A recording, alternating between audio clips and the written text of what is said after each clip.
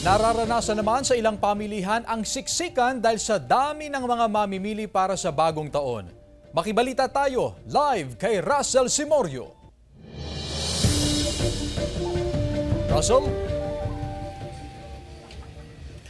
Chris, 3 araw bago ang pagsalubong sa bagong taon, mas nagkalat ngayon yung mga ambulant vendors sa paligid nga ng Malimgas Public Market dito sa Dagupan City. Actually, dito sa kinaroroonan natin sa May Jovelliano Street, kung makikita natin kabi-kabilaan, yung mga nagbebenta ng iba't ibang produkto, karamihan itong ang gulay at prutas, lalo't sabi na mga tindera, ina-anticipate nga nila yung mas marami na mga mamimili ngayong nalalapit itong pagsalubong sa bagong taon. Sa may downtown area ng Dagupan City, alas 3 ng hapon lamang pinapayagan yung mga ambulant vendor na pumwesto dyan. Bawal sila sa umaga para hindi raw sila makasagabal sa daloy ng trapiko. Pero in fact, kanina sa pag-iikot natin ay marami na yung mga ambulant vendor na pumwesto, nagbebenta ng iba't ibang produkto, maging ng torotot na ginagamit ng pampaingay sa pagsalubong sa bagong taon. Pero ngayong sa mga oras na ito, silipin na natin ang presyuhan ng mga karne, isda at gulay dito nga sa Malimgas Public Market. Unahin natin ang karne.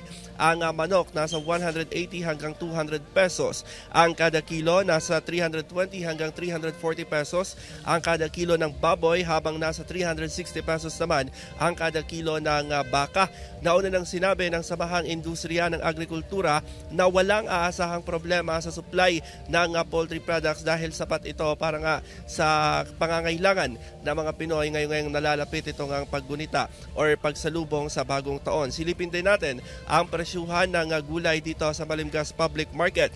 Nasa 70 hanggang 80 pesos ang kada kilo ng talong, 60 hanggang 70 pesos ang kada kilo ng ampalaya, 25 pesos ang kada kilo ng ang kalabasa, 20 hanggang 30 pesos ang kada kilo ng kamatis, 50 pesos ang kada kilo ng okra, 60 pesos ang kada kilo ng sitaw, 40 pesos ang kada kilo ng 60 pesos ang kada kilo ng ampalaya, nasa 55 pesos per kilo, habang sa mga highland vegetable naman nasa 80 pesos ang kada kilo ng carrot, 60 pesos ang cauliflower, 50 pesos ang kada kilo ng sayote, 100 pesos ang kada kilo ng patatas, habang 40 pesos ang kada kilo ng repolyo. Sa mga pampalasa naman, tumaas po ang presyo ng sibuyas sa nasa 200 pesos ang kada kilo. Medyo malayo yung presyo niya kumpara sa dating presyo na nasa 160 pesos ang kada kilo.